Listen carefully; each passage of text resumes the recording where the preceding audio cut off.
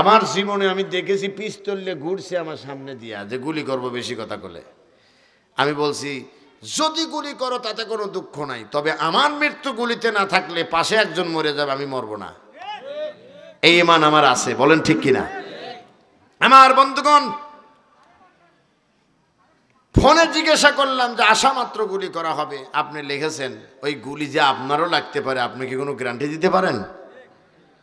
কয় যে না। তা যদি না পারেন, আপনার এত ক্ষমতা এত পাওয়ার, কোরআনের মাহফিলের বক্তাকে আপনি মেসেজ পাঠাইছেন যে আসা মাত্র গুলি করা হবে, আপনি কি জানেন এই গুলি আপনার কোথায় লাগতে পারে? আমি বললাম আপনার বিবেচনার বিষয়, আপনি আসবেন কিনা জানি না। আমি বললাম আমি যথা সময়ে যথা নিয়মে মঞ্চে হাজির হব। আল্লাহু আকবার কোন। যথা নিয়মে যথাস্থানে আমি হাজির হব, আর তোমার গুলিলে তুমি হাজির হও।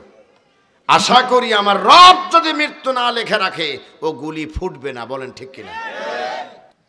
ডিউটি অফিসার এসে বললেন আপনি হেলালি সাহেব? বললাম জি। গাড়ি ইতিমধ্যে ভিতরে ঢুকে পড়েছে। বলল আপনি কি এখন পল্টনে নেতা কর্মী যে মারা গেছে তার গায়েবানা জানাজায় এসেছেন? আমি বললাম আমি নিজেই জানি না, আপনি কেমনে জানলেন? বলেছ ঠিক আছে ঠিক আছে। উনি চলে যাইতে যাইতেই দেখলাম যৌথ বাহিনী প্রায় 4টা গ্রুপ, হক স্টিক, হেলমেট যা আছে সব নিয়ে মসজিদ ঘিরে ধরল। আমি চিন্তায় পড়ে গেলাম এখন কি করা যায়। তার কারণ হাজারো মুসল্লি দাঁড়িয়ে আছে, এই কয়েকজনের সঙ্গে তো ইচ্ছা রকম পেটাপিটি লেগে যাবে। মাঝখানে আছে আমার একটা গাড়ি, ওটা তো ভাঙবেই, পরের দিন মামলা হবে, হেলালির নির্দেশে হয়েছে। কথা কয় না। লোকজনকে বললাম দেখেন তো কোনো রকমের হিজরতের মতো বাইর করা যায় নাকি চোখে ধুলো টুলো দিয়া।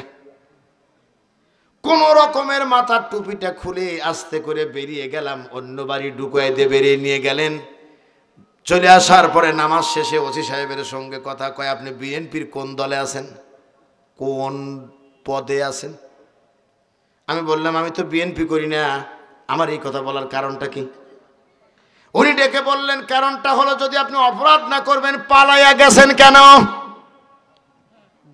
আমি বললাম আল ফিতনাতু আসাদ্দু মিনাল কতল, হত্যার চেয়ে জঘন্য হলো ফিতনা সৃষ্টি করা। আমি দাঁড়িয়ে থাকলে আপনার একটাও হেলমেট চলে যেতে পারতো না। আমি বিদায় করে দিয়েছি, আপনার লোকজনকে নিরাপদে চলে যেতে পড়েছি, ওরা বিনিময় আমার ড্রাইভার আর গাড়িটাকে নিয়ে গেল জেলখানায়। 14 দিন পর্যন্ত আটকায় রাখলো। আমি যখন বিছানায় ঘুমাইতাম আমিও বাড়িতে ঘুমাতে পারলাম না। এক পর্যায়ে এসপিডিসি কত কিছু হলো, আমারে ডেকে বলল আপনার গায়ে একটা গন্ধ আছে, গন্ধটা ছাড়া আর কোনো দোষ আমরা পাই নাই। বললাম কি গন্ধ? বলে আপনি ইসলামী আন্দোলন করেন। নিজে নিজে ভাবেন কিরামান কাতিবিন, রোজ হাসরের দিন আল্লাহর কাছে যদি করে অভিযোগ, আমি বলবো দুনিয়ায় ছিলাম হাসিনা খালার লোক। ভালো হয়ে যাও মাসুদ তুমি, এই কথা কে বলবে আর? পালিয়ে গেছে কাউয়া কাদের, কেউ জানে না খবর তার। ভালো হয়ে যাও, বলেন ঠিক কিনা? ফকরুল সাহেব আপনার বাসায় কাউয়া কাদের গেছেনি, ঠাকুর গায়ের বাসায় আপনি থাকতে তারে দিয়েছেননি। দিয়ে থাকলে বের করে দেন। কথা কন না কেন? তার কারণ আমরা খেলতে চাই, খেলা হবে, তার জন্য খেলা আছে। তিনি নিজেই বলেছেন আমরা খেলতে চাই, তাহলে আমরা কেন খেলবো না? তার কারণটা হলো খেলতে খেলতে আমাদের জীবনের শেষ বিন্দু রক্ত দিয়ে দাঁড়িয়েছিলাম, আর ওরা কেন বাড়ি ছেড়ে চলে গেছে? দেখা হবে, খেলা হবে, এই চিন্তায় সামনে এগিয়ে যেতে চাই। মনে রাখবা মুসলমানেরা, বাতিলের কাছে কোনোদিনও মুসলমানরা আত্মসমর্পণ করে নাই, আগামীতেও কোনোদিন আত্মসমর্পণ করবে না। আফসোস হলো এই জাতির জন্যে, মুসলমানের গড় জন্ম নিয়ে আল্লাহু আকবারের তাকবীর নিয়ে দুনিয়ার মুখ দেখে তারা ব্যক্তি চরিত্র প্রতিষ্ঠার জন্য স্লোগান দিত, বলেন ঠিক কিনা? আর যারা আল্লাহর বরত্ব, আর রাসূল সাল্লাল্লাহু আলাইহি সাল্লামের সুন্নাহ প্রতিষ্ঠার জন্য স্লোগান দিত, তাদের ধরে ধরে মিথ্যা মামলা দিয়া, গায়েবী মামলা দিয়ে দিয়ে তাদেরকে জেলে পুরে রাখতো।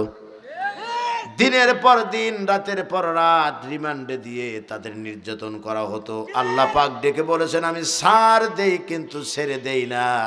মনে রাখো, কুল সিরু ফিল আরদ ফানজুর কাইফা কানা আকিবাতুল মুকাজ্জিবিন। এই জমিনের বুকে ঘুরে দেখো, তোমাদের মতো যারা স্বৈরাচার হয়েছিল, যারা নাফরমানি করেছিল, যারা বিপদগামী হয়ে গিয়েছিল, এই বিপদগামী গোমরা মানুষগুলোর পরিণতি কি হয়েছিল একটু ঘুরে ঘুরে দেখো।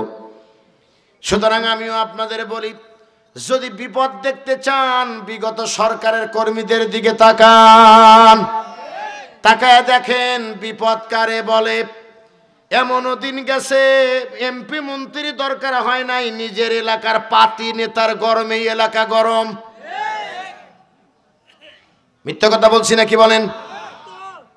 ওয়ার্ডের মেম্বার এমন ভাবে কথা বলতো যেন মনে হয় এলাকার মন্ত্রী। পুলিশের কনস্টেবলের চাকরি করে, এমন ভাবে একজন গুরুত্বপূর্ণ ব্যক্তিদের কথা বলতো, কথা বলা দেখে মনে হতো মনে হয় এসপি সাহেব। তার কারণ সে জানতো যে আমার জীবন এভাবেই যাবে। কিন্তু একই সঙ্গে যে থানার ভিতরে যে কয়েকজন আগে পিটাইয়া পোড়াইয়া মেরে ফেলে দিবে, সিরাজগঞ্জের এনায়েতপুরে না গেলে আর বোঝা যেত না। স্বাধীন করে দিল। আল্লাহ পাক ডেকে বলেন, আমি ছাড় দিয়ে রেখেছিলাম কিন্তু ছেড়ে দেই নেই। সংগ্রামী ভাইয়েরা আমার, তারা দল করেছিল, আমরাও দল করেছি, এখনো ভিন্ন দল আছে না নাই? কথা বলেন, আছে না নাই? বাংলাদেশের বুকে অগণিত দল সৃষ্টি হয়েছে। শুধুমাত্র সাধারণ দলই নয়, বরং ইসলামী সমমনা 12 দলও হয়েছে। তাহলে বোঝা গেল, এক দল হওয়ার কথা ছিল, সেখানে 12 দলের অর্থই হলো 12 জনই সিয়ারের ক্ষমতা চায়। কেউ কাউকে ছাড় দিতে চায় না, 12 জনই একই ক্ষমতা চায়।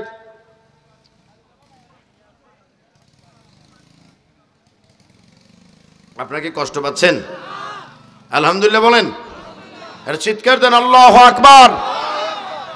ইসলামী সমমনা 12 দলের মানে হলো 12 দলের 12 নেতা।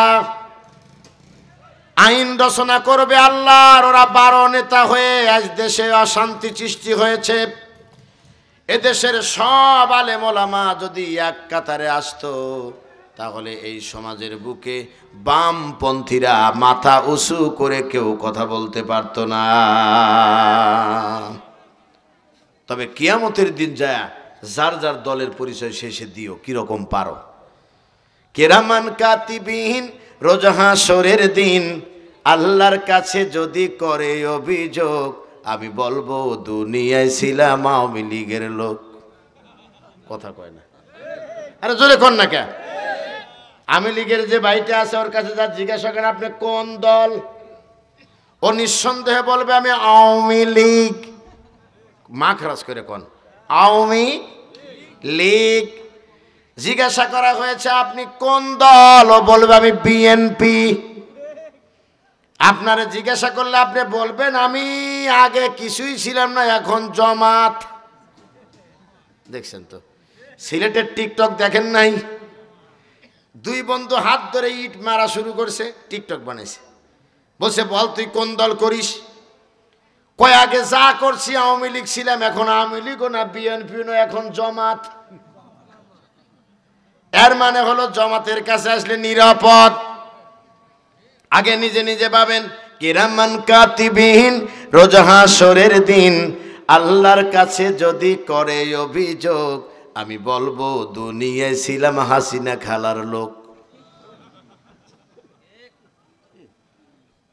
হাসলেন আর আমি দুঃখ পাচ্ছি, তার কারণ আপনি তো আসলে ওই দলের লোক, আমি বললে দোষ কি? কথা কন না কে? কিরামান কাতিবিন, রোজ হাসরের দিন আল্লাহর কাছে যদি করে অভিযোগ, আমি বলবো দুনিয়ায় ছিলাম আল্লাহ তাআলার লোক। স্লোগান তো এরকম হওয়ার কথা, উল্টা আমরা উল্টায় ফেলেছি। বলেন ঠিক কিনা? কষ্ট লাগতেছে নাকি? আবার কেউ তো ব্যথা পেতেছেন না? হ্যাঁ, ব্যথা লাগলেও কিছু না, আপনাদের ভিতরে একটু সন্দেহ মনে হইতেছে। হ্যাঁ, আমি তাও মিঠি মিঠি বলতেছি। আব্দুল সালাম ভাই এসে কিন্তু কড়া করে বলবেন, ভালো করে বুঝেন, উনি কিন্তু আমার মতো এত রস দিবেন না। আমার অত্যন্ত কাছের একজন মানুষ, প্রিয় ভাই আমার এসে কড়া করে বলবেন, আমি একটু নরম করে বলছি, তার কারণ একটু শয়ে আপনারা আগে প্রস্তুতি নেন। জেনে রাখবেন মুসলমানেরা, হক কথা বললে যদি কারোর কলিজার ভিতরে লাগে, তখন যদি দলের চিন্তা আসে, নেতার চিন্তা আসে, মনে করবেন ওর বিবেকের মধ্যে দুর্ভিক্ষ হয়েছে। কি হয়েছে? বিবেকের মধ্যে দুর্ভিক্ষ হয়েছে। সংগ্রামী ভাইয়েরা আমার, প্রিয় সাথিয়াবাসী, আল্লাহ রাব্বুল আলামিন তিনি বলেছেন, ইয়া আইয়ুহাল ইনসানু ইন্নাকা কাদিহুন ইলা রাব্বিকা কাদহান ফামুলাকি। আল্লাহু আকবার। হে পৃথিবীর মানব মণ্ডলী, সুন্দর করে বোঝার চেষ্টা করেন। বড় মঞ্চে কথা বলে আমাদের সাধারণত অভ্যাস, আলহামদুলিল্লাহ কোন। আপনারা যারা বসে আছেন তারাও ছোট নয়, কিন্তু আপনাদের গতিবিধি কথাবার্তা আমি অন্য মনস্ক হোক এটা আমি চাই না। প্রিয় ভাই সাহেব, আল্লাহ বলেন, হে পৃথিবীর মানব মণ্ডলী, শুনে রাখো, তোমরা যে যে কর্মে যে অবস্থায় চেষ্টা প্রচেষ্টা সংগ্রাম চালিয়ে যাচ্ছ, শেষ গন্তব্য হলো তোমার রবের সঙ্গে তোমার মোলাকাত হবে। বলেন ঠিক কিনা? রবের সঙ্গে কি হবে? মোলাকাত হবে। এখন আমরা তাফসিরে কোরআন বিল কোরআনের কয়েকটা আয়াত বলতে চাই। আমার দিকে তাকান। ইয়া আইয়ুহাল ইনসানু মা গররাকা বিরাব্বিকাল কারীম। হে পৃথিবীর মানব মণ্ডলী, কিসে তোমাকে তোমার রব থেকে বিভ্রান্ত ফেলে দিয়েছে? তোমার রব থেকে তুমি কিভাবে বিমুখ হয়ে গেছো? কারণ কি? তোমার তো আল্লাহ তাআলাকে ভুলে যাওয়ার কথা নয়, তোমার তো মহান রবকে ভুলে যাওয়ার কথা নয়, তুমি ভুলে গেছো কেন? এরপরে আল্লাহ পাক বললেন, খলাকল ইনসান, আমি মানুষ সৃষ্টি করেছি। একটু আওয়াজ দিয়ে বলেন তো, মানুষ সৃষ্টি করেছেন কে? আল্লাহ। একসাথে সবার বলতে হবে, মানুষ সৃষ্টি করেছেন কে? কিন্তু আমার দেশে বসে থেকে শাহরিয়ার কবির আর জাফরুল্লাহ দুই ভাইয়ের মাথা গরম হয়ে যেত, মানুষ নাকি বানর থেকে এসেছে। আমরা বলেওছি আত্মা ভরিয়া যদি গুলি করে মেরে ফেলে দিত, কিচ্ছু করার নাই। আপনাদের এই পাবনা ঈশ্বরদী একটা মাহফিলে যাওয়ার আগে আমার মোবাইলে দুপুরের পরে অর্থাৎ লাঞ্চের পরে একটা মেসেজ বাংলায় লেখা উঠলো যে আশা মাত্র গুলি করা হবে। কথা কি বুঝতে পারছেন? আশা মাত্র কি করা হবে?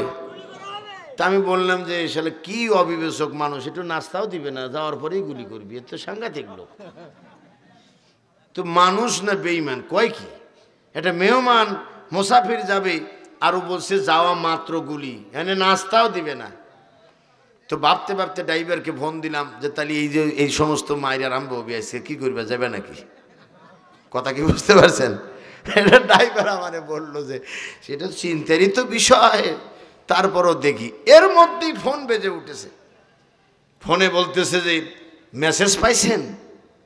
আমি তখন বুঝতে পারলাম যে মোল্লার দৌড় মসজিদ পর্যন্ত। আশা করি আমার ইমানের কাছে আস্তে করে টাচ লেগে বালির বাঁধের মতো ভেঙে যাবে। আল্লাহু আকবার কর। তার কারণ ওই রকম পুঁটি মাছের আত্মা, কথা কি বুঝতে পারছেন? অত ছোট আত্মা নিয়ে আমরা ইসলামী আন্দোলন করি নাই, অত দুর্বল ইমান নিয়ে আমরা কোরআনের মাঠে নামি নাই। আমার জীবনে আমি দেখেছি পিস্তল নিয়ে ঘুরছে আমার সামনে দিয়া যে গুলি করবো, বেশি কথা বলে। আমি বলছি যদি গুলি করো তাতে কোনো দুঃখ নাই, তবে আমার মৃত্যু গুলিতে না থাকলে পাশে একজন মরে যাবে, আমি মরবো না। এই ইমান আমার আছে। বলেন ঠিক কিনা? আমার বন্ধুগণ, ফোনে জিজ্ঞাসা করলাম যে আশা মাত্র গুলি করা হবে, আপনি লিখেছেন ওই গুলি যে আপনারও লাগতে পারে, আপনি কি কোনো গ্যারান্টি দিতে পারেন? কয় যে না। তা যদি না পারেন, আপনার এত ক্ষমতা এত পাওয়ার, কোরআনের মাহফিলের বক্তাকে আপনি মেসেজ পাঠাইছেন যে আশা মাত্র গুলি করা হবে, আপনি কি জানেন এই গুলি আপনার কোথায় লাগতে পারে? বললো আমি বললাম আপনার বিবেচনার বিষয়ে আপনি আসবেন কিনা জানি না। আমি বললাম আমি যথা সময়ে যথা নিয়মে মঞ্চে হাজির হব। আল্লাহু আকবার কোন। যথা নিয়মে যথাস্থানে আমি হাজির হব, আর তোমার গুলিলে তুমি হাজির হও। আশা করি আমার রব যদি মৃত্যু না লেখে রাখে ও গুলি ফুটবে না। বলেন ঠিক কিনা? এর নাম ঈমান। এর নাম কি? এর নাম ঈমান। সুতরাং মুসলমানেরা হতাশ এবং নিরাশ হয়ে কাপুরুষের মতো বাতিলের পাশে বেঁচে থাকার মধ্যে সফলতা নয়, বরং সিংহের মতো গর্জন করে বাঁচতে হবে। আর নিজেকে উঁচু আওয়াজে মাথা শির উঁচু করে বলতে হবে সৃষ্টি যার, আইনও চলবে তার। বলেন ঠিক কিনা? এবার আওয়াজ দিয়ে বলেন সৃষ্টি কার? সুতরাং আইন চলবে কার? ওই পার্লামেন্টের অধিবেশনে আর তেলাওয়াতের মধ্যে সীমাবদ্ধ আমরা দেখতে চাই না। আমরা দেখতে চাই এ জমিনে কোরআনের আইন এবং রাজ কায়েম হয়ে যাবে ইনশাআল্লাহ। ইনশাআল্লাহ বলেন। আমরা অনেক কষ্ট সহ্য করেছি। আমি আমার কষ্টগুলো বললে আপনারা বসে কাঁদবেন আর শুনবেন। আমি আমার কষ্ট বলতে চাই না, তবে মাঝে মধ্যে একটু আসলে তো টাচ দিতেই হবে, ঠিক কিনা বলেন? আপনারা কি রাগ করতেছেন আমার উপরে?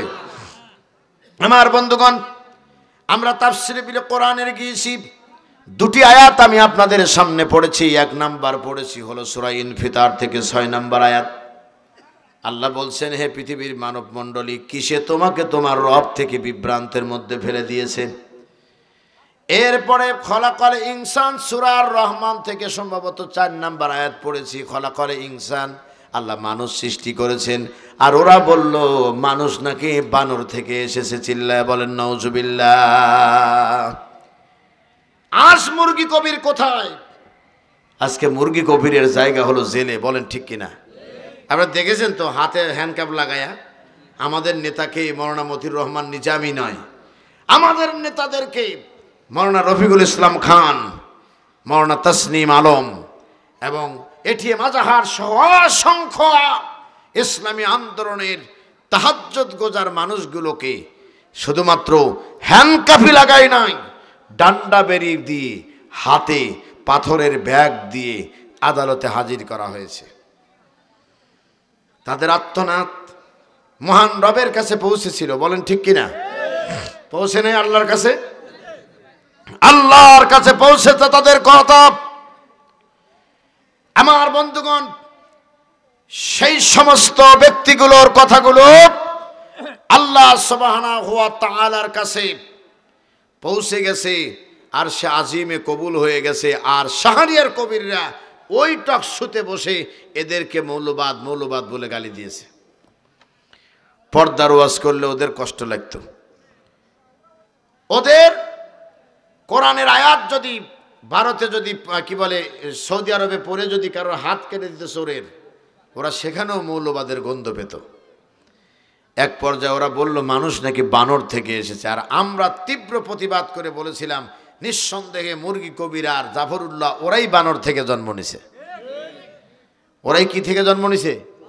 ওরাই বানর থেকে জন্ম নিছে, কাঠ বানর। এই কাঠ বানররা বসে থেকে বিভিন্ন কথা তারা বলেছে, আমরা তাদেরকে ধিক্কার জানাই। বলেন ঠিক কিনা?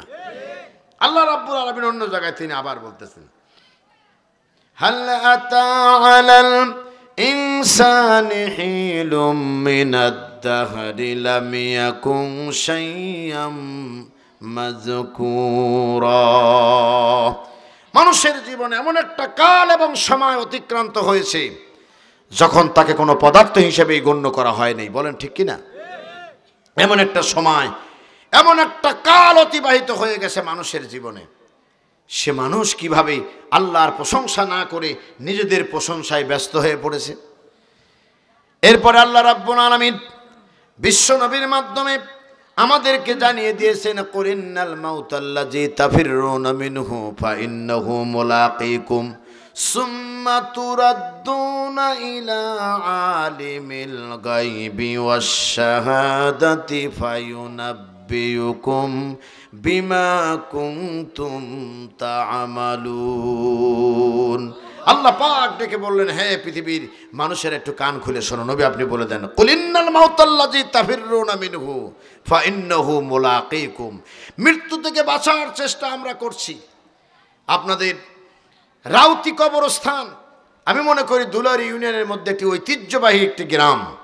এই রাউতি গ্রামের কবরস্থানে যারা ঘুমিয়ে আছে, এই মানুষগুলো মৃত্যু থেকে বাঁচার জন্য কতই না চেষ্টা করেছে। কথা কন না কে? মনে হয় আপনারা কষ্ট পাইতেছেন। এটা চিৎকার দিয়ে আল্লাহু আকবার বলেন তো। এই মানুষগুলো কতই কষ্ট পেয়েছে, তারা মরতে চায় নাই। পৃথিবীতে কেউ কি মরতে চায়? চিল্লা বলে মরতে চায়? মরতে কেবলমাত্র তারাই চায় যারা মুমিন। তাদের শেষ সম্বলটুকু তারা এই দুনিয়ার গোলামির জিনজিরে বসবাস না করে তারা আল্লাহ সান্নিধ্যে গিয়ে নিজেকে ধন্য করতে চায়। এজন্যই তো মতিউর রহমান নিজামী সাহেব ফাঁসির আগের দিন তার সন্তানকে বলেছিল, আমার জানাজা যেন মনমতপুরে হয়। মানুষ মরে যাবে এই মুহূর্তে, তার জানাজা কোথায় হবে? চশমাটা যেন স্মৃতি হিসেবে বাসায় নিয়ে যাওয়া হয়, আর আমার জানাজায় যেন বেশি জনবল না হয়, কেননা মানুষের শস্য ক্ষেত, বিভিন্ন ক্ষেতের ক্ষয়ক্ষতি হবে। কিন্তু কোরআনের জন্য জীবন উৎসর্গ করার কারণে মানুষ তো তাদেরকে ভুলে যায় নাই। মানুষ পঙ্গপালের মতো ছুটে আসলো, বলেন ঠিক কিনা? পঙ্গপালের মতো ছুটে আসলো। ছুটে এসে মানুষ দিক বিদিক একেবারে লোকারণ্য হয়ে গেল। আপনারা জানা যায় জাননি, অনেকে দেখছিলেন তো নাকি? পরবর্তীতে মানুষ দ্বারা যখন ক্ষতি হয়ে গেল, শস্য ক্ষেতের, বিভিন্ন ক্ষেতের যখন ক্ষতি হয়ে গেল, তখন কর্তৃপক্ষ থেকে বলা হয়েছিল এর কি ক্ষতিপূরণ আমরা দিয়ে দেব। কিন্তু নিজামী সাহেব তো আল্লাহর জন্য জীবন দিয়েছে, কোরআনের জন্য জীবন দিয়েছে। এই জন্য পাবনার মানুষ সেদিন ক্ষতিপূরণ নেয় নাই, অন্তর থেকে দোয়া করে দিয়েছে। বলো আল্লাহু আকবার, আরো জোরে বলো আল্লাহু আকবার। আর আজকে যারা আল্লাহর ওলি, আজকে যারা আল্লাহর ওলি পরিচয় দিয়েছে, সালমান এফ রহমান সহ যারা কথায় কথায় বলতো যে আমরা কি ধর্মের কাজ কম করি? কথা কন না। প্রধানমন্ত্রী বলছিলেন না? প্রধানমন্ত্রী বলছিলেন, এবং তার মাথায় পট্টি থাকতো। কি থাকতো? না, লোকজনদের কাজ হলো না, এটা জোরে বলেন। পট্টি। হাতে থাকতো কি? আরো জোরে। তসবিহ এবং পট্টি। আর কোরআন তেলাওয়াত করতো না কি সকাল সন্ধ্যা। কি বুজুর্গানে দিন। তাহাজ্জুদ পড়তেন তিনি। সাংবাদিকদের সামনে এসে অবলীলায় বলে ফেললেন, আমার বাড়ির পিয়নও 400 কোটি টাকা চুরি করেছে। কথা কন না কে? কত কোটি? আরো জোরে, কত কোটি? 400 কোটি। আমার পিয়নও এখন হেলিকপ্টারে যায়। আফসোস করে যখন গর্ববোধ করে বললেন, তখন বিশ্বের মানুষের আর বাকি রইল না জানা বাড়ির মালিক কত টাকা চুরি করেছে। তার কারণ চোর তো চোরই, চোরের মায়ের বলো গলা। আরো চিল্লায় বলেন ঠিক কিনা? আমরা সেই দল করি যে দলের দুইজন মন্ত্রীকে চিরুনি অভিযান চালায়া বায়োস্কোপ দিয়ে দেখেও কোন রকমের কোন দুর্নীতি খুঁজে পায় নাই। বলেন ঠিক কিনা? আর তোমরা আল্লাহর ওলি কামায়া কুমায়া হোমানে যা আছে কাটিয়ে কুটিয়া সদরঘাটের পান বন্ধু আমায় খাওয়াইলে যা বসে আছে। ওলা ইয়াহুদ্দু আলা তুআমিল মিসকিন, তোমরা মিসকিনদেরকে দূর দূর করে তাড়িয়ে দিও না। প্রশাসন যা বলছি, are you mister Salman F Rahman? বসে দাড়ি দুড়ি তো নাই, দেখে কি মনে হয়? কয় হাঁটা দেখে মনে হচ্ছে আপনি কুতুকুতু করে হাঁটতেছেন। চলেন এখন যাই, মামু বাড়ি যাই। বলেন ঠিক কিনা? আমার বন্ধুগণ, সাইদি সাহেব বলেছিলেন, যেদিন ক্ষমতা থাকবে না সেদিন পিঠমোড়া করে বেঁধে এই পুলিশই আবার এই এমপি মন্ত্রীদেরকে লাঠি পেটা করে নিয়ে যাবে। আপনারা কোর্টে উঠানোর সময় দেখেছেন সবাই পিঁপড়ের দলের মতো যাচ্ছে, চারদিক দিয়ে পুলিশ এবং বেষ্টিত অবস্থায় নিয়ে যাচ্ছে। সবাই বলতেছে নেতাদেরকে একটু আমাদের মোলাকাত করতে দিন, আমরা একটু কথা বলতে চাই। কেউ আবার সহ্য করতে না পারে দূর থেকে যায় কিক করতেছে, কথা কয় না। জনপ্রিয়তা এত বেশি, উন্নয়ন এত বেশি হয়েছে যে ক্ষমতা ছাড়া 1 মিনিটও দাঁড়ায় থাকতে পারে নাই, বলেন ঠিক কিনা? সেনাবাহিনী যা বলেছে, আফা আপনিও বাঁচেন আমাদেরও বাঁচান। আর সেই কাউয়া কাদের তো তার কোনো কথাই নেই। তিনি কোথায় গেছেন, কোন দেশে গেছেন, তার আমরা কোনো হদিস হইতে পাই না। এখন তার দলের কর্মীরা তার ডায়লগ বললেও সহ্য করতে পারে না, কথা কন না কে? আর আগে কিন্তু পান খাইছি আর খালি মুজিব কোট গাইতে কইছে যে আমাদের নেতা বলে কি খেলা হবে, কথা কন না কে? এ কিতা হবে, আরে বলেন না ভাই কিতা হবে, এ খেলা হবে। সুন্দর করে করে মাখরাস করে বলতো, কি করে বলতো? দেখতে দেখতে 15 বছর, সামনে আরো 5 বছর, মানুষ বাসে কত বছর, কথা কন না কে? শেষ পর্যন্ত হারিয়ে গেল। ভালো হয়ে যাও মাসুদ তুমি, এই কথা কি বলবে আর, পালিয়ে গেছে কাউয়া কাদের, কেউ জানে না খবর তার। ভালো হয়ে যাও, বলেন ঠিক কিনা? ফকরুল সাহেব আপনার বাসায় কাউয়া কাদের গেছেনি, ঠাকুর গায়ের বাসায় আপনি থাকতে তারে দিয়েছেননি। দিয়ে থাকলে বের করে দেন, কথা কন না গে? তার কারণ আমরা খেলতে চাই, খেলা হবে, তার জন্য খেলা আছে। তিনি নিজেই বলেছেন আমরা খেলতে চাই, তাহলে আমরা কেন খেলবো না? তার কারণটা হলো খেলতে খেলতে আমাদের জীবনের শেষ বিন্দু রক্ত দিয়ে দাঁড়িয়েছিলাম। আর ওরা কেন বাড়ি ছেড়ে চলে গেছে? দেখা হবে, খেলা হবে, এই চিন্তায় সামনে এগিয়ে যেতে চাই। মনে রাখবা মুসলমানেরা, বাতিলের কাছে কোনোদিনও মুসলমানরা আত্মসমর্পণ করে নাই, আগামীতেও কোনোদিন আত্মসমর্পণ করবে না।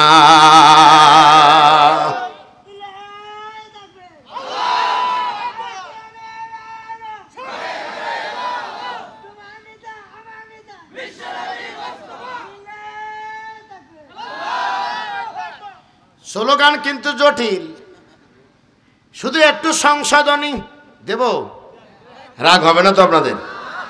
আল কোরআনের আলো, কিছু লোক বলছেন সংসদে জ্বালো, আর বাকি লোক বলছে ঘরের ভিতরে জ্বালো। এর মানে শয়তানি এখনো শেষ হয়নি। আর আমাদের স্লোগান হতে হবে আল কোরআনের আলো, ঘরে ঘরে নয় বরং সংসদে জ্বলো। ওই আলো জ্বালায়া চোরের বিচার কায়েম করো, যারা মানুষের টাকা চুরি করেছে। কেন্দ্রীয় মসজিদ বাইতুল মোকাররমের সামনে জুমার নামাজে মুসল্লিদের সামনে হাত কাটো, হাত কেটে দাও। হাত কাটা নিয়ে রাস্তায় ঘুরবে, জনগণ দেখবে এটা চোর। এটা কি? ওই দেখা যায় চোর, বলো চোর তুমি কোথায় যাও? বলে কি করে বুঝলেন আমি চুরি করছি? বলে হাত কেটে দিছে, ঠিক কিনা বলেন? ফকরুল সাহেব আপনার বাসায় কাউয়া কাদের গেছেনি, ঠাকুর গায়ের বাসায় আপনি থাকতে তারে দিয়েছেননি। তার সাথে যে হিসেব বাকি, জোরে বলেন ঠিক কিনা? তার সাথে যে হিসেব বাকি আছে কোটি জনতার, পালিয়ে গেছে কাউয়া কাদের, কেউ জানে না খবর তার। ভালো হয়ে যাও। এই গান যদি আমরা কই, বলি হুজুররা উস্কানি দেয়, কথা কন না কে? হুজুররা উস্কানি দেয়, অথচ আমাদের নির্দোষ নেতাদের যেদিন ফাঁসি হবে, ওই শাহবাগে দাঁড়িয়ে কি সতে সাইদি তুই রাজাকার তুই রাজাকার বলে নাই? মতে মুজাহিদ তুই রাজাকার তুই রাজাকার। এরপরে নিজামি কতে কাদের মোল্লা তুই রাজাকার তুই রাজাকার স্লোগান দিছে না? আজকে সেই ইমরান এই সরকার কোথায়? আমরা তোমাকে দেখতে চাই। বাসাদন তুমি না খেলতে চাইছো, আসো আমরা খেলতে প্রস্তুত, বলেন ঠিক কিনা? আপনারা খেলতে প্রস্তুত তো ইনশাআল্লাহ? আমরা খেলতে প্রস্তুত এই বাংলাদেশে, আর স্বৈরাচারকে মাথা উঁচু করে দাঁড়াতে আমরা দিব না। বলেন ঠিক কিনা? মনে রাখবা মুসলমানেরা, স্বৈরাচারের দিন শেষ, বৈষম্যের দিন শেষ। এবার আমরা ইনসাফ ভিত্তিক সমাজ নির্মাণ করতে চাই। আপনারা চিন্তা করবেন না, হতাশ হবেন না। ডক্টর ইউনূস সাহেব আর মাত্র 6 থেকে 1 বছর পরে নির্বাচন দিলেই খেলা আমরা দেখায় দেব ইনশাআল্লাহ। তার কারণ বাংলাদেশের ওয়াজের মাহফিলে আলেম ওলামারা ইসলামী সমাজ নির্মাণের উপকারিতা তুলে ধরবে দিনে রাতে, আর মানুষ শুনে শুনে বলবে আমরা সেই ওমরের জীবন চাই, আমরা সেই আবু বকরের রাজত্ব চাই। বলেন ঠিক কিনা? আপনারা এদেশে ইসলাম কায়েম হোক, আপনারা কি চান না? চাই। সংগ্রামী ভাইয়ের আমার, আমি আপনাদের যে কথাটা বলতেছিলাম, আল্লাহ রাব্বুল আলামিন বলছেন ইন্নাকা কাদিহুন ইলা রাব্বিকা কাদহান ফামুলাকি, মোলাকাত হবে তোমার রবের সঙ্গে। বাঁচার জন্য চেষ্টা করেছিল এরা, এখান থেকেই তো কথাটা নিয়ে গেছি, মনে আছে নাকি? বাঁচার জন্য চেষ্টা করেছিল, বাঁচতে পারে নাই, কেউ মৃত্যুর হাত থেকে রক্ষা পায় নাই। যারা স্বৈরাচার ছিল তারাও পাবে না, যুগে যুগে যারা ইসলাম বিদ্বেষী ছিল তারাও পাবে না। তার কারণটা হলো আল্লাহর নবীর কাছে আল্লাহ পাক ঘোষণা দিয়ে বলেছিলেন, নবীজি ওরা যারা আপনাকে কষ্ট দেয় ওরাও আমার কাছে আসবে, আপনিও আমার কাছে আসবেন, ওদের কেউ রক্ষা করতে পারবে না। সেদিন আমল নামা বের করে দেখা হবে। বলেন ঠিক কিনা? কি নামা? আমল নামা বের করে দেখা হবে। আমল নামা খুলে দেখবে আপনি কোন দলের সমর্থক ছিলেন। কিয়ামতের দিন একজন লোক পৃথিবীতে থাকতে কোনোদিন চুরি করে নাই, কিন্তু সে চোরের কাতারে আসামি হয়ে দাঁড়াবে। আল্লাহর কাছে জিজ্ঞাসা করবে, আল্লাহ আমি তো জীবন থাকতে কোনোদিন চুরি করি নাই, আমার নামে কেন চুরির এত অপবাদ দেওয়া হলো, আজকে কেন চোরের কাতারে আমি? বলে তুমি চুরি করো নাই ঠিকই, তুমি যে নেতাকে ভোট দিয়েছো সেই নেতা তো চুরি করেছে, এর একটু সওয়াব তুমিও পাইছো। জিনার কাতারে দাঁড়াবি, লোকটি বলবে আল্লাহ আমি তো পর মহিলাকে স্পর্শ করি নাই।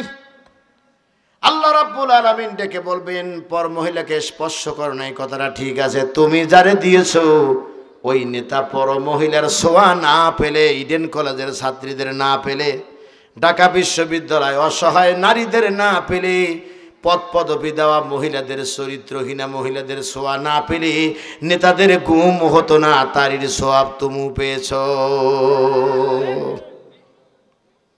আমার বন্ধুগণ, মদের আসামি হয়ে মদ করে খাতারে দাঁড়াবি, লোকটি বলবে আল্লাহ আমার জীবনে বিড়িও খাইনি, মদ তো দূরের কথা। আল্লাহ রাব্বুল আলামিন বলবে কথা ঠিক, কিন্তু সাক্ষী দুর্বল হয়ে গেছে। যেটা আছে ভালো করে খেয়াল করে দেখো, তুমি তো মদ পান করো নাই ঠিকই, কিন্তু তুমি যারে ভোট দিয়েছে তো মদ না খাইলে ঘুম আসতো না। কথা বলেন না কেন? যারে মদ পান করতে দেওয়া হয়েছে ওই লোকটা মদ পান না করলে ঘুমায় না। তোমার ভোটে নির্বাচিত, যদিও গত 15 বছরে ভোট হয়েছে পুরোদমে, কথা কয় না, পুরোদমে ভোট হয় নাই, এত সনের সুন্দর ভোট হয়েছে। আপনাদের দেখবেন এলাকার নেতাদের পাশে লেখা ছিল অমক এমপিকে বিপুল ভোটে নির্বাচিত করায় আমরা সাতিয়াবাসী গর্বিত। প্রশ্ন করা হয়েছে ভোট কখন হলো, বলে ভোট কখন হয়েছে ভালো করে শোনেন। 5 বছর আগে এক বুড়ি মারা গেছে, বুড়া বেঁচে আছে, ভোট দিয়েছি, নাতি এসে দাদাকে বলেছে দাদা না দাদি কি তোমার সঙ্গে দেখা করেছে নাকি? কয় বলিস কি, তোর দাদি তো 5 বছর আগে মারা গেছে। কয় বলো কি, আজকে তো দাদি এসে ঘুরে গেছে। কয় কি, মানুষ মরে গেলে উঠবে কেমনে? কয় না বিশ্বাস করো, তোমার স্ত্রী অর্থাৎ আমাদের দাদি আজকে ঘুরে গেছে। যদি বিশ্বাস না করো ভোট কেন্দ্রে যায় দেখো, ওই যে নাম আছে, ভোট দিয়ে চলে গেছে। বুড়ো মানুষ আফসোস করে ডেকে বলতেছে সর্বনাশ, আমার এইভাবে ভুলে গেলা, মাটির নিচে যায় আসলে এতদিন পর এক নজর দেখা না করে গেলা কেন? এর মানে হলো মরা ধরা কিছুই নাই। ইন্ডিয়ার ত্রিপুরা রাজ্যে মাহফিল করার জন্য সম্ভবত 18 সালে আমি ছিলাম ইন্ডিয়াতে, যখন নির্বাচন হয়, দেশে এসে জানতে পারলাম আমার ভোট আগে হয়ে গেছে। সুবহানাল্লাহ বিহামদি, কথা কি বুঝতে পারছেন? ভোট আগে হয়ে গেছে। আমি চিন্তা ভাবনা করে দেখলাম সর্বনাশ। এই যদি হয় ভোটের চিত্র, এই চোরগুলো যখন হয়েছে দিনে হয় নাই রাতে হয়েছে, তার মানে হলো দিনে ভোট দিলে তো আর ভোটার পাওয়া যায় না। ভোট কেন্দ্রে যারা ঘোরাঘুরি করতো ওদের সাথে 2-4 ডজন কুকুর যায় ঘোরাঘুরি করতে আর ঘুমাইতো। বলেন ঠিক কিনা? মানুষকে অবজ্ঞা করো না, অবহেলা করো না। আল্লাহ পাক কিন্তু জিল্লতির মালা গলায় দিয়ে দুনিয়ার থেকে বিদায় করতে সময় লাগবে না। বলেন ঠিক কিনা? আমার ভাইয়েরা, আপনারা যারা এখানে বসেছেন, কষ্ট বোধহয় আপনাদের হয়ে গেছে। আমি বক্তা ডেকে নিয়ে আসি নাকি? তার কারণটা হলো একটু পরেই তো আমাদের আব্দুল সালাম ভাই আসবেন, তিনি আপনাদের সামনে কথা বলবেন, প্রাণ ভরে কথাগুলো শুনবেন। হেলালি সাহেবকে হয়তো আজকের জন্য ভুলে যাবেন, কিন্তু এমন কিছু বলে যাব যে আপনি ভুলতেও পারবেন না, চেষ্টা করলেও পারবেন না। আল্লাহু আকবার কোন। সংগ্রামী ভাইয়ের আমার, এক এক ফুলের এক এক গ্রাম। এই মাহফিল কমিটি আমাকে বলেছিল রাত্রে শেষ রাতে ওয়াজ করতে হবে। আমি বললাম মা পোসাই দোয়াও চাই। তার কারণ শেষ রাতে গিয়ে এই ট্যাপ টেপানি কুয়াশার পানি পড়বে, 2-4 জন ঘুমাবে, আর আমি শুধু বক বক করবো, তা পারবো না। আমার যত যদি আগে দিতে পারেন, 12টার আগে আমাকে বিদায় করতে হবে। আধা ঘন্টা সময় আমার লস গেছে, কিন্তু আমি কিন্তু আগেই এসেছি। তারপরও আপনাদের কাছে আমার অনুরোধ থাকবে, সংগ্রামী মুসলমান ভাইরা, অন্তত গ্রামের ঐতিহ্য, মা বোনেরা বাবারা কবরে ঘুমে আছে, এদের দিকে তাকায়া আজকের মাহফিলকে ব্যর্থ হতে দেওয়া যাবে না। আরো চিল্লায় বলেন ঠিক কিনা? আমার বন্ধুগণ, মানুষ আল্লাহর কাছে চলে যাবে। আল্লাহ রাব্বুল আলামিন বলছেন ফাআম্মা মান উতিয়া কিতাবাহু বিয়ামিনিহি, অতঃপর যার আমল নামা ডাইন হাতে দেওয়া হবে। এদিকে তাকান ভাইজান, একটু ডাইন হাতটা দেখান তো দেখি। আপনাদের কি গরম লাগছে নাকি ঠান্ডা লেগেছে? এই মুহূর্তে বাংলাদেশের আবহাওয়ার অবস্থা হলো ঠান্ডাও না গরমও না। রাত্রির বিষয়টা অন্তত পক্ষে হাত নামান। ডান হাতে আমল নামা পাবে। এবার আমি আপনাদের কাছে জানতে চাই, আমল নামা বলতে কি বোঝেন? একটু বলেন, কষ্ট করে একটু বলেন, একজন আমল নামা বলতে কি বোঝেন? হ্যাঁ, কি বলছেন যেন? নেকি। এই নেকি শুধু আমল নামা, আর যেটা গুনাহ করেছেন ওটা কি আমল নামা না? এর মানে হলো এক কথায় বোঝেন, মানুষের জীবনের ভালো মন্দ কর্মকাণ্ড যে কিতাবে লেখা হয়, ওই কিতাবটার নাম হলো আমল নামা। এই আমল নামা যার কোন হাতে? আরো জোরে বলেন, কোন হাতে? এবার ডান হাতে আমল নামা পড়ার জন্য দল করতে হবে আওয়ামী লীগ। না না, আমি কিন্তু খুশি হব না, আমি কিন্তু কাউকে আঘাত করে বলছি না, সত্যি কথা কি বলি শোনেন আগে। এই ডান হাতে আমল নামা করতে চাইলে দল করতে হবে বিএনপি। এই ডান হাতে আমল নামা করতে হলে দল করতে হবে জাতীয় বেঈমানের স্বেচ্ছাচার দল। যদি ডান হাতে আমল নামা পেতে চাও তাহলে মাঝ ভান্ডারি করো। ডান হাতে আমল নামা যদি পেতে চাও তাহলে অন্য দল করো। বর্তমানে আর একটা দল বের হয়েছে, নুরু, মার্কা দিছে ট্রাক। মার্কা কি?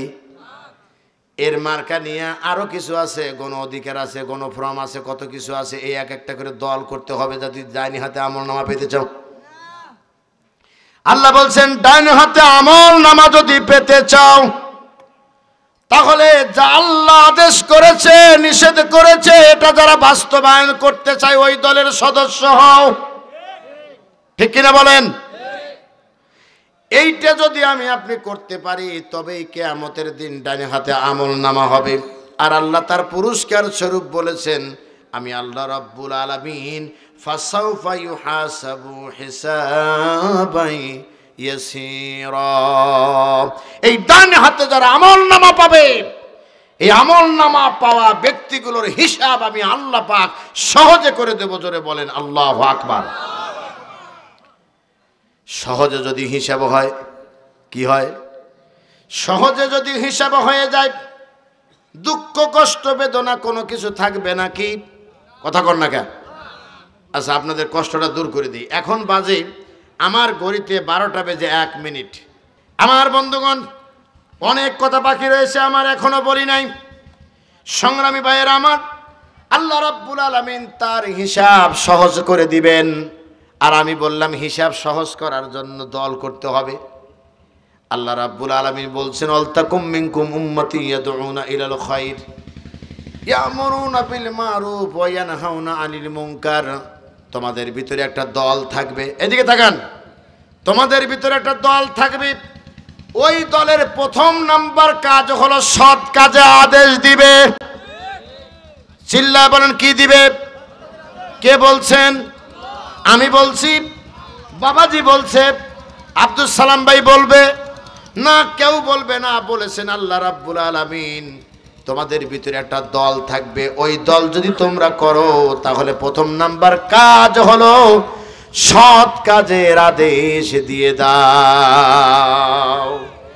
সৎ কাজের আদেশ দাও। এবার আমি আপনাদের প্রশ্ন করছি, বিগত 15 বছর সৎ কাজের আদেশ তো দূরের কথা, সুদখোরদের অত্যাচারে সুদ খেয়েও না এ কথাও বলা যায় নাই মসজিদে। যারা চুপ করে আছেন তারা সুদের সঙ্গে জড়িত নাকি? তাহলে বলেন না কেন আমি মিথ্যা কথা বলছি নাকি?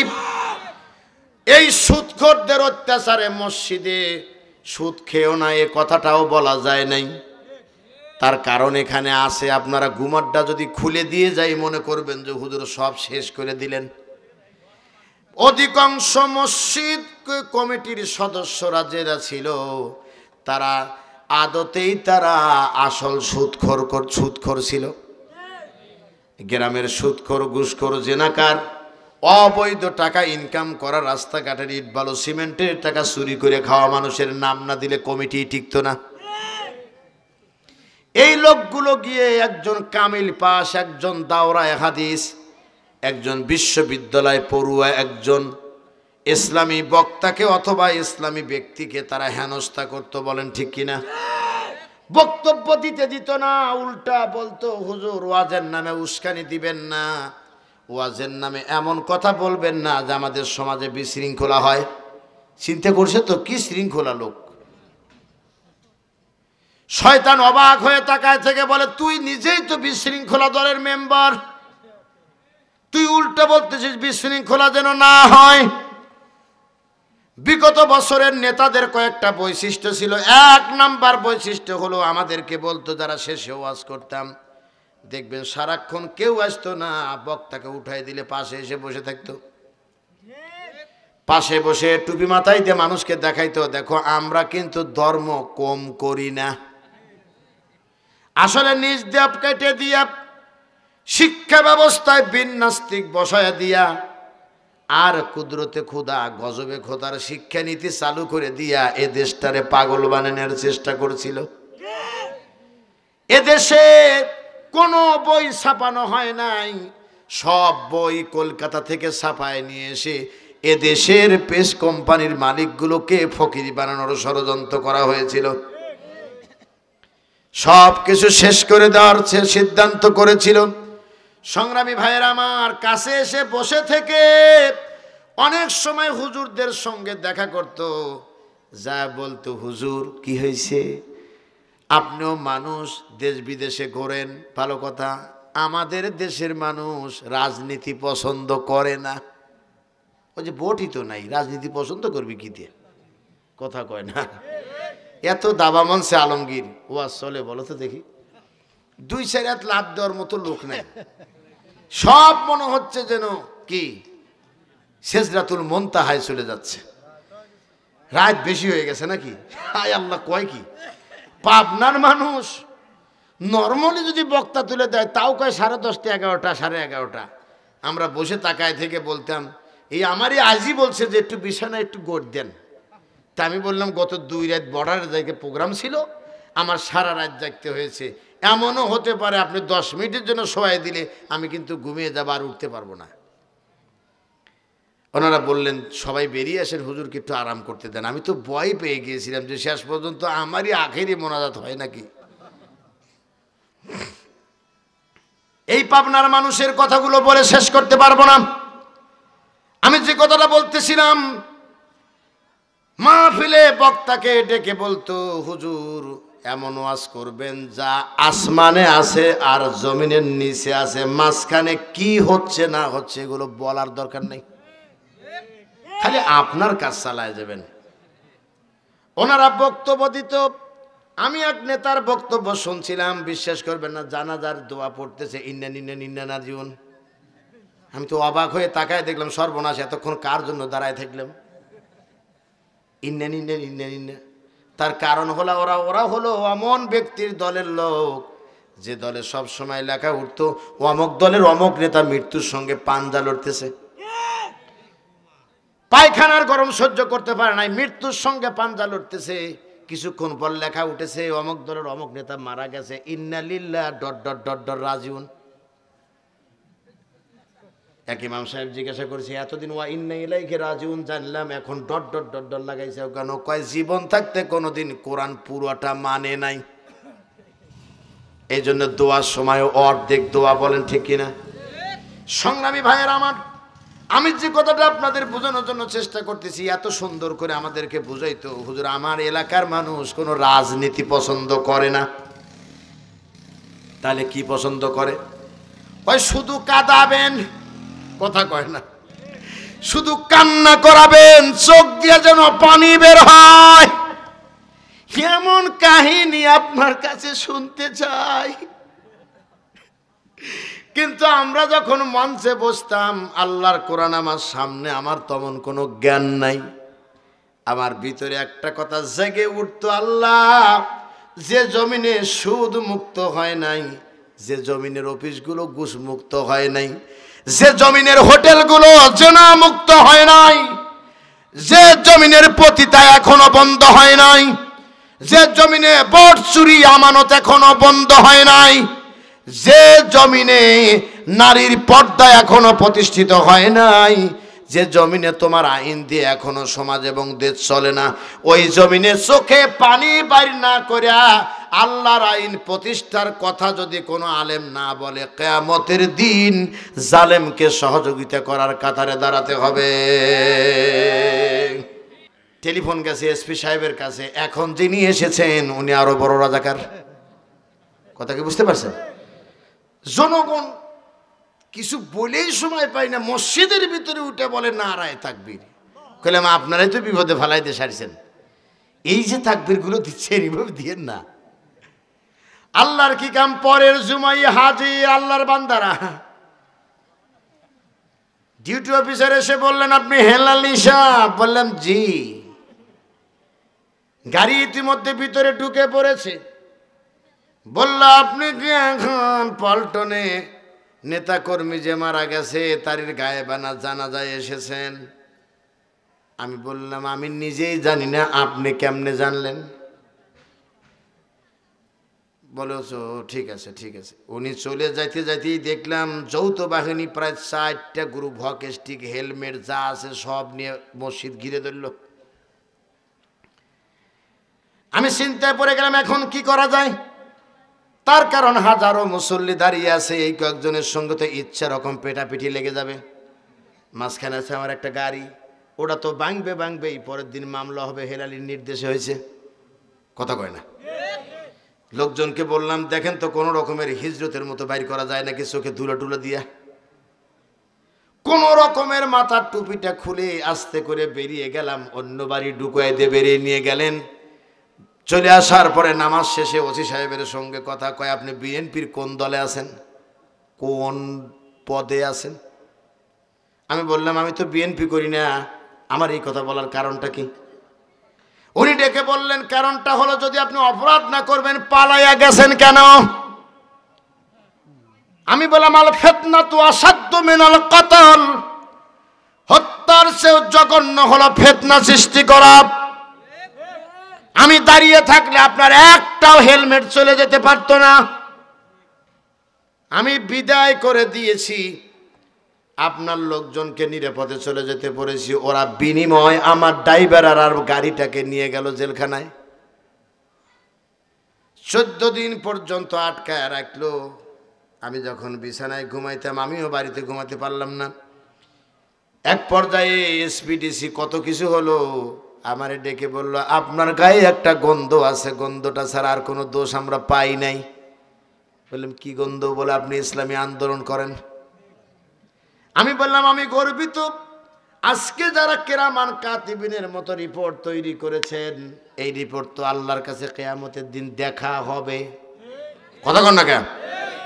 ফামাই ইয়ামাল মিসকালা জাররাতিন খায়রান ইয়ারা ওয়া মান ইয়ামাল মিসকালা জাররাতিন শাররান ইয়ারা। শোনো বান্দা, আমি তোমাদেরকে বলছি, পাবনার জমিনে বসে তোমাদেরকে বলে গেলাম, আজকের যারা মুসল্লি তাদেরকে বলে গেলাম, আর যারা নেতৃত্ব দাও তাদেরকে বলে গেলাম, মনে রাখো আমার আল্লাহ হলেন সেই আল্লাহ যিনি জাররা পরিমাণ যদি কেউ নেকির কাজ করে তাও দেখাবেন, আবার জাররা পরিমাণ কেউ গুনার কাজ করলেও তাও তিনি দেখাবেন। ঠিক কিনা বলেন? সুতরাং কোথায় কি করেছো, আজকে কথা বললে তোমার এত খারাপ লাগে। তোমার নেতার নেতৃত্বে চাল ডাল চুরি করে খাইছাও 15 বছর, তখন একবারও চিন্তা হয় নাই যে এইতে দেব কেমনে। কবরে যাওয়ার পরে বুঝতে পারবা কত দানে কত চাল। তার কারণ আল্লাহ সার দিয়েছেন কিন্তু ছেড়ে দিবে না। আর চিল্লা বলেন ঠিক কিনা? আল্লাহ ছেড়ে দিবে না মুসলমানেরা। সংগ্রামী ভাইয়েরা আমার, এরপরে অনেক কথার ভিতরে কথাগুলো ছিল, সেদিকে আমি যাব না। তাহলে যার ডাইন হাতে আমল নামা হবে তার হিসাব কি হবে? আরো জোরে বলেন কি হবে? ডাইন হাতে আমল নামা আমরা চাই কিনা? আমরা সবাই ডাইন হাতে আমল নামা চাই, বাম হাতের আমল নামা আমরা চাই না। আল্লাহ রাব্বুল আলামিন যেন সেই তৌফিক দেন। এবার ডাইন হাতে আমল নামা পাওয়ার পরে কি হবে? ওয়ায়ানকালিবু ইলা আহলিহি মাসরুরা। আল্লাহু আকবার কোন। ডাইন হাতের আমল নামাটা নিয়ে, এই যে এটা মনে করেন আমল নামা, ডাইন হাতের আমল নামা নিয়ে আপনজনদের কাছে যাবে, ঘুরে ঘুরে বলবে, এই যে দেখো আমারে কি দিছে আমার আল্লাহ। রোজ হাসরে আল্লাহ আমার করোনা বিচারে, আল্লাহ করোনা বিচার। এই বিচার আল্লাহ করবেন না। ডাইন হাতে আমল নামা দিবেন, কর্মকাণ্ড লেখা আছে এখানে। আল্লাহ মাফ করে দাও, বলেন আমিন। আমল নামাটা ডাইন হাতে দিবি, ডাইন হাতের আমল নামা নিয়ে আনন্দ চিত্তে মানুষের কাছে যাবে, আপনজনদের বলবে। এখন দুনিয়ার রেজাল্ট যদি বের হয়, দেখবেন দাঁড়ে দাঁড়ে মানুষ যায়, আত্মীয় স্বজন বাড়ি যায়, যে একটু জিজ্ঞাসা করুক তুমি কোন গ্রেড পাইছো, মিষ্টি নিয়ে যাচ্ছি। এইভাবে যাইতে যাইতে মানুষের কাছে আমল নামা দেওয়ার পরে বলবে, এই আমল নামা দেখে মানুষ উচ্ছ্বাসিত হবে। আল্লাহ রাব্বুল আলামিন বলছেন, আমার ফেরেশতারা সাদর সংবাদ জানায়া এই ডান হাতে আমল নামা পাওয়া ব্যক্তিদেরকে জান্নাতের দরজায় পৌঁছায় দিবে। ওয়া আম্মা মান উতিয়া কিতাবাহু ওয়ারা যাহরি। আল্লাহ রাব্বুল আলামিন বলছেন, ওয়া আম্মা মান উতিয়া কিতাবাহু ওয়ারা যাহরি। আর যে ব্যক্তির আমল নামা পিছন দিক দিয়ে দেওয়া হবে, এর মানে হলো বাম হাতে দেওয়া হবে। এটা আওয়াজ দিতে পারেন কোন হাতে? সবাই আওয়াজ দিতে পারেন কোন হাতে? বাম হাতে আমল নামা দেওয়া হবে। ওই লোকটা আফসোস করে একটা শব্দ কিয়ামতের দিন বলবে। এই কথা বলার আগে কয়েকটা কথা বলি। বাম হাতে আমল নামা যারা পাবে, দুনিয়ার যদি বিগত বছরগুলোতে দেখেছি দলীয় নেতাকর্মীরা যদি চোরও হয় তাও বলছে আল্লাহর ওলি। কথা কয় না।